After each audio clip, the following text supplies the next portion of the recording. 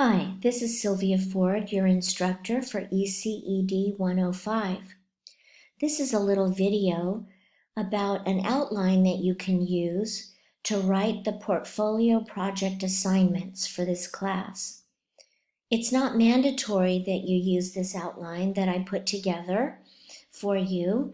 I will grade your assignments by the rubric that the college has provided.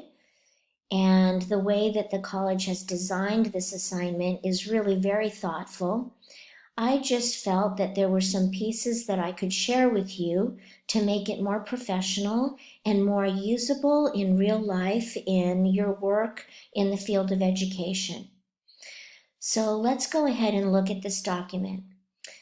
This is an outline that you could follow to write up each observation and recommendation for each child in this portfolio project. So up at the top of this document here, this outline, I put these formatting and writing suggestions that are in the explanation and rubric doc for the portfolio. So follow these rules as closely as possible because I will grade you on those. I'm also giving you a little tip here that double spacing would be better for being able to see it visually. And when you write out a real document like this, you want parents to be able to really see it easily and see each piece of it easily. This is going to be your cover page or your title page, which really will have nothing on it. It won't have all these extra notes from me, but you'll have this middle part, this information that says your name, the date, the title of your assignment, the portfolio project, whatever week it is, and the title of the assignment itself, Observation and Recommendations for Alex Cleary. So this part, the recommendations, observations part, this is something you would put on a real document because this document is about this child. Down here at the bottom of the first page, I'm just reminding you that you want to pretend to be in this scenario. You're the director of this school. You happen to be lucky enough to have in-service therapists on your campus, which is unusual, but it is out there. And you work closely with your lead teachers and these in-service therapists to develop and review criteria for the kids that you work for or that you work with. And reviewing and developing criteria means that you're looking at the observations and thinking about what kinds of therapies might be helpful for this child. And you're not diagnosing. You're also not prescribing certain activities that the child should do. Remember that the therapist will do that. The therapist will diagnose and prescribe. I also put down here at the bottom in highlight to remember that this is a service plan that you're going to present to the child's family. So you want to always remember about how it feels for the family to be seeing this plan and reading about it. Let's go now to the second page of my outline, which is really where the meat of the whole document starts. You want to put the date. And this is just not the date, you don't have to put the same date that's on your title page, but maybe you want to write the date that you're writing this document. This is all pretend, so you could write whatever you want there, but it's good to have a starting point with the date and the child's name and the observation dates. And then you want to, I also am just reminding you again that double spacing is a good idea.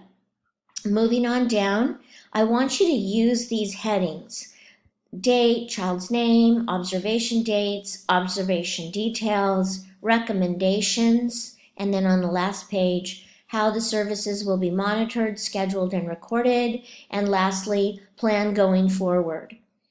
So let's go back to the second page. When you start the observation details, do that sandwich approach that we've learned about in this class and other classes, starting out with something positive about that child. You could say something about the milestones that you did observe being met, or that child's behavior being very easygoing, or that child is persistent or perseveres or tries hard. So say something positive, start out that way. And then you could go into your concerns. It's okay to say that you're concerned. That's a good professional word to use. But you don't want to just start out saying this child has a problem with this, or this child can't do this or can't do that. Don't talk like that in the document. What you want to do is talk about what you saw in the observation that makes you know that concern is there, and then say what developmental domain you feel that concern is in. You want to give details about what was observed, and that way you can qualify what it is that you're saying the challenge is. And then in blue down, or turquoise down here, I'm talking about when speaking to parents, it's a good idea to not use the word problem and to use better words like difficulty or challenge or issue. Those are just more positive words to choose, but they still give the same message. You also want to be careful to not use negative phrasing unnecessarily. So really look over what you're writing and think about if you could word it differently and more positively with the same meaning and different words. And then we're looking at the next section, which is recommendations. So remember, you're not going to use wording that talks about you diagnosing something, that you know this or that about this child having this kind of an issue. But it's okay to say you have concerns about that child in the physical development domain, or that you have concerns about that child's language development, things like that. So do talk about the therapies, the type of therapies you suggest, speech therapy, occupational therapy, so on and so forth. You're not prescribing the specific activities that will be used in the therapies. The therapist will do that. If the school can accommodate the therapist coming to the school to provide the therapy, then you can talk about that in this document. Depending on what the therapist's plan might be for the child, what kind of activities they're going to do with the child, you could say you will try to simulate those things in the classroom whenever it's reasonable or safe or possible to do that. And then lastly, you could also detail whatever accommodations you're going to make in the classroom to make sure that that child can participate in everything else that the other children are doing, regardless of that child's challenges. Now I'm moving to the last page in this outline. I'm just again giving you another tip to think about your phrasing and to be positive, saying things like what would be beneficial, what could help the child's progress, what could help the child gain skills or gain strength, etc. Those are positive ways to talk about plans that you're going to have for the child. And then lastly, you could talk about, or second to last, talk about how the services will be monitored. How will you record them, or how will things be scheduled? And that would be easy for you to figure out how to word. And then the very last part of your document maybe could be something with a feeling of closure, not something that's concluding everything, because nothing here is conclusive right now, but it's putting a little bit of closure on it by saying that here's a brief outline of what we're going to do. Here, I've listed things you could use here in 1, 2, or 3.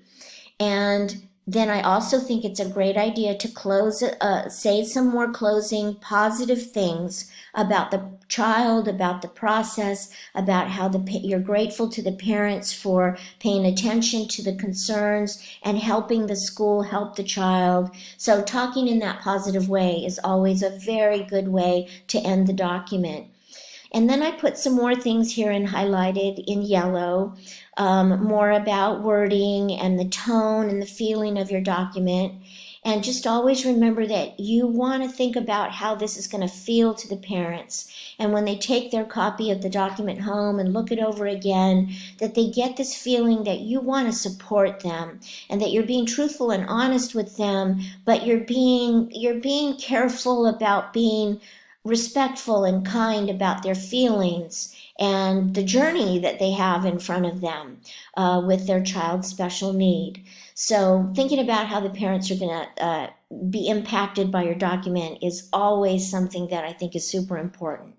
All right, thanks a lot. You can use this if you want to, but you don't have to. Remember, it will definitely help you get a better grade on this assignment. And if you don't get the best grade that you wanted on this assignment, you can always use my outline and improve it and redo the assignment for a better grade. Thanks so much. Bye-bye.